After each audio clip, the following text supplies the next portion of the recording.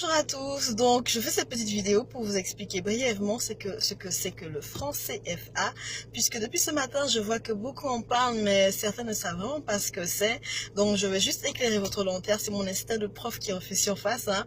Voilà, donc oui, il y a une polémique en fait qui se développe de plus en plus en Afrique. Les jeunes sont très révoltés, sont très remontés et donc du coup je vais faire aussi l'actualité.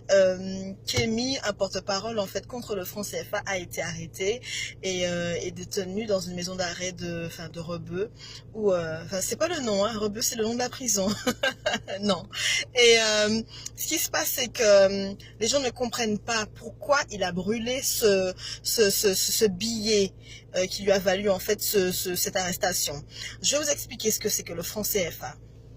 Le franc CFA est une monnaie qui a été instaurée par la France coloniale, donc l'empire colonial français au pays d'Afrique qu'il a colonisé. Donc c'est une monnaie qui est assez vieille.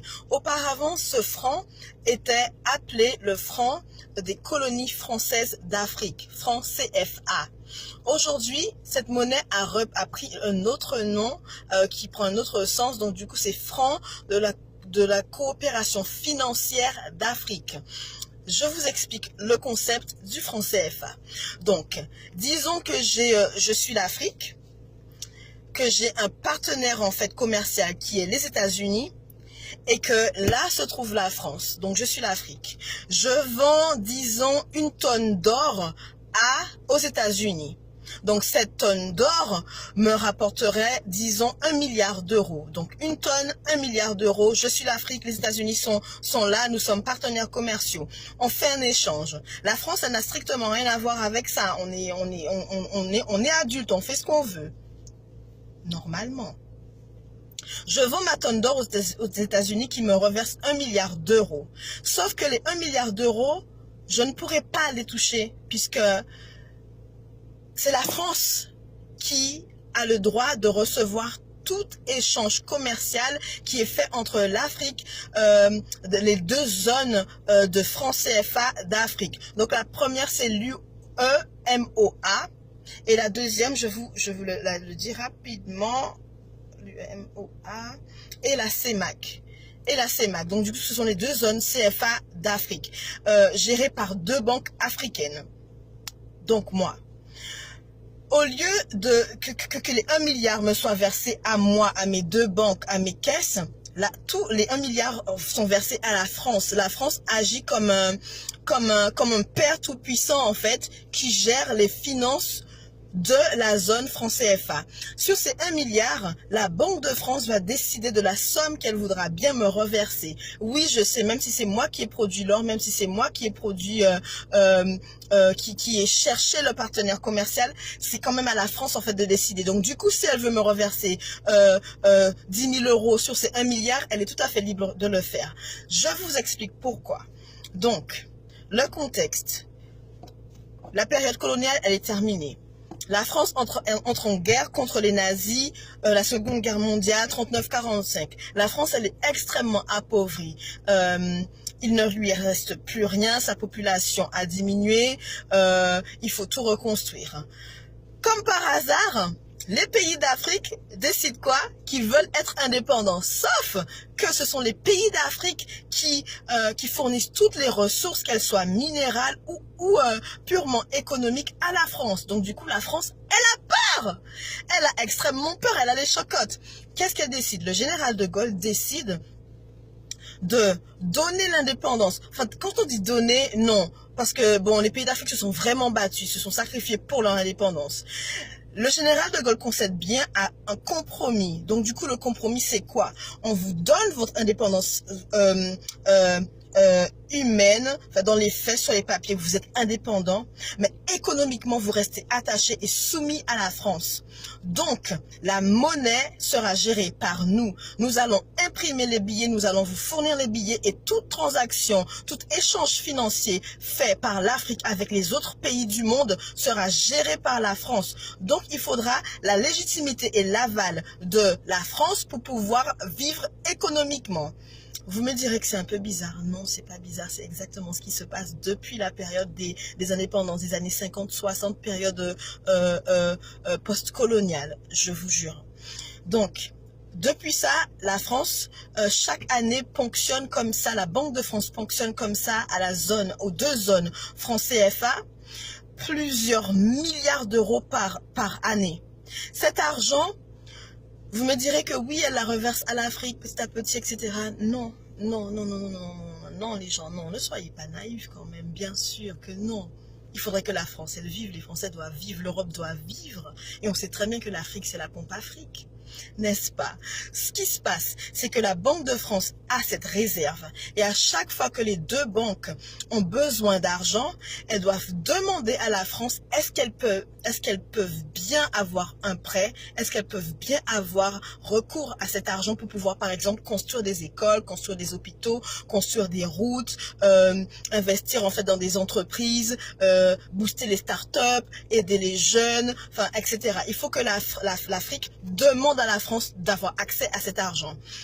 Parfois la France dit oui, parfois la France elle dit non. Franchement, elle dit clairement non, et quand c'est non, c'est non. Par la suite, vous me direz, mais pourquoi l'argent est là et où part cet argent? En fait, l'argent, il est réinjecté dans les caisses de la sécurité sociale française. L'argent est injecté dans toutes les banques françaises, parce que c'est la Banque de France qui gère. Et les prêts sont faits par qui? Par la Banque de France. D'où vient cet argent? Mais dans l'argent de l'Afrique, dans la réserve, en fait, que crée le franc CFA en France. Donc du coup, c'est plusieurs milliards et des milliards d'euros pendant des années. Vous imaginez combien ça fait et combien ça représente dans le développement de l'Afrique? Combien ça représente dans le développement en fait du peuple africain? Après, on nous dira, oui, mais la France a fait des dons. Mais les petits dons donnés comme ça par la France, c'est quelques centimes par rapport à la somme qu'elle a en réserve, qui appartiennent vraiment à l'Afrique. Comment justifier en fait de ce chantage? Ce que la France, elle fait, c'est qu'elle imprime les billets ici en France à chamalière. Donc, à chaque fois qu'il y a un stock de billets qui est imprimé, la France facture en fait à l'Afrique cette impression. Vous me direz, mais oui, mais l'encre et le papier, ça coûte pas aussi cher, ça coûte pas des milliards. Effectivement, ça ne coûte pas des milliards. Mais pour justifier de cela, la France dit à l'Afrique, on imprime les billets, donc c'est nous qui décidons combien nous allons vous donner et combien on prendra sur la réserve légalement. Légalement. D'accord? À chaque fois qu'un chef d'État est élu par le peuple et veut sortir ce peuple de ce chantage économique et de cette agressivité coloniale, il est soit tué, soit il y a un coup d'État qui est toujours orchestré par les pays européens. Et on nous dit, ah oui, mais c'est un dictateur. Sauf que le vrai dictateur, il ne dit pas son nom. Le pompier pyromane ne dit pas vraiment son nom. En réalité, il sait exactement qui il est et ce qu'il fait. C'est un système qui est organisé. C'est un système qui est un peu semblable au système qu'on a instauré aux Antilles où ce sont les béquets qui contrôlent tout. Ils font flamber les prix de l'agroalimentaire et les autres n'ont pas le choix. On est obligé de survivre, on est obligé de vivre. Donc on fait quoi? On paye. On nous fait croire que c'est l'octroi de mer qui justifie en fait ces taxes exorbitantes. En fait, en réalité, ça ne coûte pas si cher de faire venir un produit d'ici à aller là-bas. Non, on aurait pu également se fournir en denrées alimentaires et en pétrole, soit au Venezuela ou dans toute l'Amérique du Nord et du Sud. Mais on ne nous le permet pas. Comme au temps de la colonisation, durant la période coloniale, où les îles n'avaient pas le droit de commercer entre elles, où les esclaves n'avaient pas le droit non plus d'avoir des rapports avec des esclaves d'autres îles, puisque sinon ça créait une sorte de solidarité et l'unité, ce qui mettrait en péril le pouvoir colonial. C'est ce qui se passe toujours en Afrique. Voilà pourquoi Kémy est aussi révolté, voilà pourquoi la jeunesse africaine, elle est aussi révoltée. Leur argent est pillé. En plus de piller l'uranium, le pétrole, l'or, le diamant, le nickel, le cuivre, le fer, le bois, enfin toutes les ressources minérales de la terre-mer, il pille également l'économie des pays. Donc du coup, la France fait un chantage en fait. Elle prend à la gorge comme ça les pays de la zone franc CFA et elle dit de toute façon vous n'avez pas le choix. Vous avez signé durant l'indépendance, donc du coup vous n'avez pas le choix. Entre nous, la France elle produit quoi? La France elle produit des raisins, les pêches, les pommes, le fromage et le blé. C'est tout. Pourquoi la France est-elle aussi puissante alors économiquement? Sans l'Afrique, la France ne serait pas ce qu'elle est. Et tous les présidents l'ont dit. Jacques Chirac l'a dit. Quand Sarkozy dit dans son discours que l'Afrique n'est jamais rentrée dans l'histoire de l'humanité, Sarkozy oublie de dire que, en fait, l'Afrique ne peut pas entrer dans l'histoire parce qu'en fait, l'Afrique est l'histoire. L'Afrique est à la source de toute vie. L'Afrique, elle continue, elle est la mer qui continue à nourrir tous les pays. Tous les pays du monde, regardez la néocolonisation qui se passe maintenant en Afrique avec la Chine. La Chine, elle s'y met. Les Chinois ont compris que sans l'Afrique, ils ne pourront pas monter pour pouvoir détruire les États-Unis. Donc du coup, ils sont en train d'envahir l'Afrique. Ils sont en train de piller l'Afrique par des prêts, par des systèmes de construction de bâtiments de route, etc. mais que l'Afrique ne pourra pas rembourser. Le franc CFA, c'est le chantage qui permet à tous ces pays de venir violer encore l'Afrique. Allez vous renseigner sur Internet pour savoir combien vaut un franc CFA en euros. Des centimes. Des centimes. Lorsque les jeunes, là, ils veulent créer une entreprise, bâtir une maison, créer quelque chose, mais ils doivent venir avec des sacs d'argent. Ils viennent avec des sacs de billets parce qu'en fait, le billet n'a pas de valeur. Votre billet de 500 € là, vous ne savez même pas combien ça représente là-bas. Alors qu'en réalité, toutes les ressources sont faites là-bas. Quand on dit que les Noirs sont pauvres, les Noirs ne font rien, ils sont fainéants. C'est pas vrai. C'est qu'il y a un système de white supremacy, comme je dis en anglais, qui est instauré pour pouvoir continuer à utiliser un peuple, le soumettre, le détruire et s'enrichir sur ce dos de ce peuple. C'est un système qui est instauré. Quand je vois qu'on incarcère Kémy parce qu'il a brûlé ce billet, là, je crois qu'on a vraiment... on a dépassé les limites. Là, c'est la petite goutte d'eau qui fait déborder le vase. Sauf que, on peut, comme on dit en anglais, you can kill a revolutionary, but you cannot kill the revolution. On peut tuer un révolutionnaire, mais on ne pourra jamais tuer la révolution. Parce que des révolutionnaires, il y en a dans chaque génération. On est là. On est là, on peut pas faire autrement que de parler de ce qui se passe. Partout où je vais aux États-Unis, je vois la même galère, je vois la même misère dans les yeux de mes frères et de mes sœurs. Au Venezuela, au Brésil, en Afrique, aux Antilles, partout où on va, aux États-Unis, partout où on va, au Canada, c'est toujours la même chose. C'est toujours la même chose. Après, quand on en parle, on nous dit, oui, mais tu es raciste en fait. Oui, mais tu es raciste, tu es raciste contre les Blancs. Écoutez-moi, le racisme anti-blanc n'existe pas. Puisque c'est quoi la définition du racisme?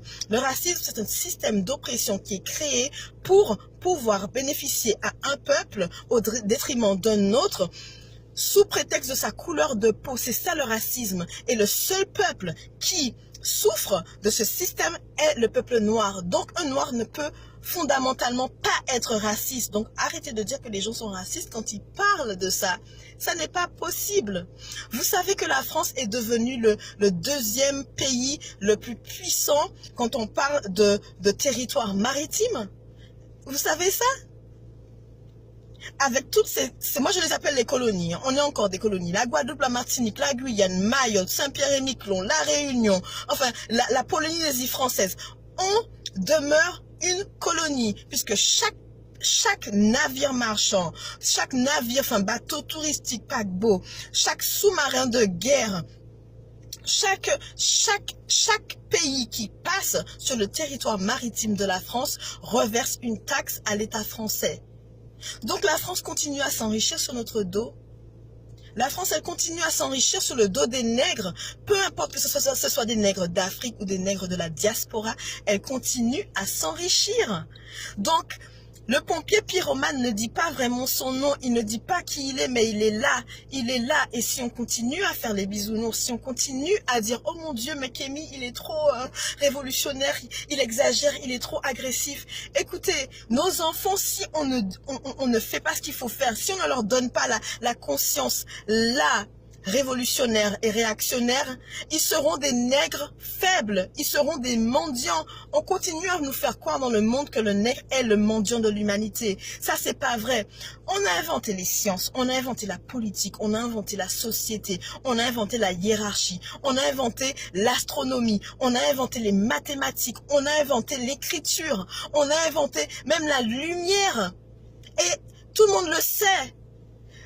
La Grèce antique s'est inspirée de l'Égypte pour pouvoir créer tout ce qu'elle a créé, tous leurs fameux philosophes, tous les Socrates et compagnie. Ils ont été où prendre ces écrits? Ils ont été en Égypte les prendre. Quand ils pillent les tombes, quand ils pillent en fait tout ce qui appartient à l'Afrique, ce n'est pas pour piller et les brûler, non, c'est pour piller et répliquer. Alors quand on me fait un film qui s'appelle The Gods of Egypt et qu'on me met que des blancs dedans, j'ai envie de dire, hé les gars, really? Like, really? Do you really think that this shit is gonna get to my mind? Like, no, hell no. Qui d'autre qu'un noir pourrait résister à la chaleur qu'il fait en Afrique et en Égypte? Qui? Certainement pas les gods of Egypt white anyways. Donc, à un moment donné, il faut qu'on se réveille. Il faut qu'on se réveille. Lorsque vous ne savez pas, renseignez-vous. Il y a YouTube. Il y a toutes sortes de blogs en ligne. J'ai écrit un livre, Cœur hors café noir, qui parle de tout ça. C'est pas pour faire la guerre ou parler de choses qui fâchent. Non, c'est pour qu'on soit conscient qu'on est dans une sorte de guerre et qu'on n'a pas le choix. C'est pas qu'on nous laisse le choix, on nous laisse pas le choix. J'ai autre chose de faire de ma vie, d'avoir par exemple faire cette vidéo. Mais je me dis que mon peuple en a besoin parce qu'il a soif de connaissances mais qu'il sait pas, et que les médias ne nous diront jamais, jamais, jamais la vérité. Jamais ne nous diront la vérité. Pourquoi est-ce que Kémy a brûlé ce billet? Parce que ce billet symbolise la servitude de son peuple. Ce billet, c'est ce qui symbolise le malheur en fait du peuple africain de la zone CFA. Ça représente encore les vestiges de la colonisation qui nous tiennent en fait dans les chaînes. Parce qu'ils sont enchaînés, mes frères et sœurs. Ils sont tous enchaînés là-bas.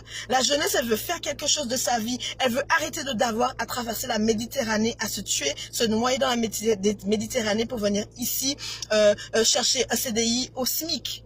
Ça fait pas de sens pour elle parce que là-bas, elle est au soleil. Ici, elle doit affronter l'hiver, elle doit affronter le racisme, la discrimination. Les enfants sont maltraités, ils sont tabassés à l'école. On les traite de sales nègres. Non, c'est pas une vie. Et pourtant, pourquoi est-ce qu'on vient ici? C'est parce qu'on n'a pas le choix. On n'a pas le choix. On ne nous laisse pas le choix de pouvoir décider pour nous-mêmes. À chaque fois qu'il y a un chef d'État qui vient pour pouvoir libérer son peuple, on le tue. Ou sinon, il y a un coup d'État et on dit « Ah oui, non, mais c'est un dictateur ». Mais on ne nous dit pas qu'en fait, lui, il avait repéré que les campagnes de vaccination, c'était simplement pour inoculer l'Ebola, le sida, le Zika, toutes ces choses-là au peuple pour pouvoir contrôler notre fertilité. Parce que c'est vrai que nous, les Noirs, notre richesse, c'est faire des enfants. Comme il dit Emmanuel Macron, la femme noire, le problème de l'Afrique, c'est faire des enfants. C'est pas vrai. C'est ça qui nous sauve, justement. Parce qu'à chaque fois qu'une génération meurt, mais la génération qui vient après, mais elle est encore plus fertile. Donc, du coup, ça les emmerde. Ils n'arrivent pas à piller comme ils voudraient piller parce qu'il y a trop de monde. On est trop nombreux. Donc, la polémique qu'il y a aujourd'hui autour du franc CFA et autour de Kémy Séba et tout ce qui se passe en Afrique, il faut correctement vous renseigner. Ça ne tombe pas du ciel, c'est pas quelque chose qui vient, qui est né aujourd'hui, non. C'est quelque chose qui est là. Et si on lutte, c'est parce qu'il y a raison, il y a une raison de lutter. La génération qui vient après nous, elle a besoin qu'on lui laisse des écrits, qu'on lui dise comment faire. Elle a besoin d'être éduquée intellectuellement et également financièrement. Elle a besoin d'être libre dans sa tête. Elle a besoin de s'affranchir en fait des stéréotypes, des clichés en fait que créent les médias. Non, les Africains sont pas des fainéants. Non, ils se tuent pas à la hache. Non, c'est pas des singes qui grimpent dans les arbres ou qui vivent dans la jungle. Non, c'est pas vrai. C'est pas vrai. Les Africains, nous les Noirs, on a bâti l'humanité. La femme noire a donné naissance à l'humanité et l'homme noir a construit l'humanité de ses propres mains. De ses propres mains. De sa propre force. Donc on arrête d'être les mendiants de l'humanité. On n'a jamais été des mendiants de l'humanité. Arrêtons de croire ce qu'on veut nous faire croire. Et si à chaque fois qu'on se lève et qu'on en parle, il y a cette répression, c'est que quelque part on dit la vérité. On dit la vérité. On dit la vérité. Comme dit Youssoufa, peut-être que le messager, il n'est pas bon, mais le message, il est véridique. Donc ne regardez pas le messager et regardez le message. Parce que c'est même la Bible, elle dit que c'est la vérité qui vous affranchira. Et que manque de connaissances, un peuple périt. Et c'est vrai, notre peuple il est en train de périr parce qu'il est en train de prendre les connaissances qu'on veut lui donner, en train de boire toutes les merdes qu'on lui verse dans le cerveau, et il ne cherche pas à savoir qui il est en réalité. La femme noire, c'est une reine, c'est une impératrice. L'homme noir, c'est un roi, c'est un empereur. L'enfant noir, c'est l'espoir, c'est l'avenir en fait de l'humanité. D'accord ? Renseignez-vous, cherchez à savoir, cherchez, arrêtez de passer des heures et des heures et des heures dans des téléphones à regarder les réseaux sociaux et toutes les merdes qui passent à la télé, les anges de je sais pas quoi, à Miami ou à Mexico ou à Marseille, je sais pas. Tout ça c'est fait pour vous abrutir là-haut. Et quand vous êtes abruti, la vérité elle arrive pas à votre cerveau. Et quand vous entendez la vérité, vous dites mais c'est quoi encore cette merde? C'est quoi encore cette théorie? Mais non. Non, et on vit dans un monde où c'est maintenant, ça va de plus en plus vite. L'univers est de notre côté, Dieu est de notre côté, c'est à nous maintenant de nous réveiller, de nous dire stop, fini, c'est fini. D'accord ? Arrivé ici, je vois des Africains qui galèrent, mes frères galèrent pour un visa, alors que quand les Français ils vont en Afrique, ils n'ont pas besoin de visa. Ils vont construire des maisons, ils approprient les meilleures terres, comme ils font en Guadeloupe, comme ils font en Martinique ou en Guyane, ils s'approprient les meilleurs endroits. Et en plus, on devient persona non grata sur nos propres terres. Par contre, quand on vient ici, c'est affronter le racisme, affronter les clichés, affronter les préjugés, avoir à justifier tout le temps. Oui, je suis noire, mais je ne suis pas là, je suis pas une pute ou je suis pas là pour les papiers. Laissez-moi tranquille. Hein? Les frères africains, la même galère. La même galère pour un visa, il faut avoir 10 000 € sur son compte pour pouvoir justifier de visa étudiant. C'est quoi cette galère? C'est quoi cette merde? Alors qu'ici, Marion Maréchal Le Pen, celle qui ne voulait pas voir les Noirs en France, elle se trouve où? Elle se trouve au Gabon, au soleil. Au soleil. Mais elle disait qu'elle ne voulait pas voir les Noirs. Vous ne voyez pas que ça, c'est juste une stratégie. C'est une stratégie. À chaque fois qu'on s'aime, à chaque fois qu'on commence à parler pour nous-mêmes, à se réunir, soit on sabote nos entreprises, soit on essaie de faire croire aux autres qu'on est des racistes, que être pro-noir, ça ne veut pas dire être anti-blanc. Simplement, ça veut dire qu'on connaît la réalité, qu'on connaît la vérité et qu'on est pour nous, pour construire notre propre communauté, pour bâtir un avenir meilleur pour nos enfants. Il faut qu'on arrête de faire l'amalgame quand même. Arrêtons de faire l'amalgame. Il est temps qu'on se réveille, qu'on arrête de s'abrutir, qu'on se réveille et qu'on cherche à savoir. Il y a des livres, il y a YouTube, il y a Internet, il y a tout, il y a tout. Il y a tout. Il y a tout. Alors, lorsque je vois des discours de pseudo-intellectuels qui parlent sur Internet, qui jugent, là, ça me fait rire. Aujourd'hui, j'ai pas cessé de rire, franchement. J'ai pas cessé de rire. Et je me suis sentie obligée de faire cette vidéo parce qu'il faut absolument que mon peuple sache que, on n'est pas ce qu'on veut nous faire croire qu'on est. Non, on est bien plus que ça. On est l'avenir de l'humanité, on est l'avenir du monde. Il serait temps de marcher la tête haute. On est fiers de qui on est, on avance, on apprend aux enfants ce qu'ils devraient savoir. Pas ce que l'éducation nationale leur dit. J'étais censée être prof, j'ai arrêté. Parce que ce qu'on reverse dans le cerveau des enfants là, c'est de la merde. C'est de la merde en bouillie. C'est de la merde, il est temps d'éduquer nos enfants. Il est temps de les éduquer, il est temps qu'on puisse se réveiller. Mais si nous-mêmes, on n'est pas éduqués, qu'est-ce qu'on va transmettre aux enfants? Rien du tout. Rien du tout. Il est temps qu'on se réveille. Il en est vraiment temps. Enfin, j'étais partie pour faire une vidéo de 2 minutes, ça fait 23 minutes exactement, donc je vais vous laisser. N'hésitez pas à me laisser un DM sur mon Instagram, dans mon Instagram, ou un MP dans Facebook, m'envoyer un mail ou m'appeler ou m'envoyer un texto, enfin peu importe, pour me faire savoir ce que vous en pensez. Moi, c'est mon avis, c'est mon opinion. Après, c'est mon opinion, c'est comme l'individu, c'est unique. Hein, donc c'est mon opinion à moi, laissez-moi savoir ce que vous en pensez, s'il y a des choses que j'ai oubliées ou quoi que ce soit, vous me dites, c'est un débat et j'adore les débats, franchement j'adore les débats, ça enrichit et n'hésitez surtout pas, je mange pas, je ne suis pas cannibale, donc ne vous inquiétez pas, ok, merci de m'avoir écouté.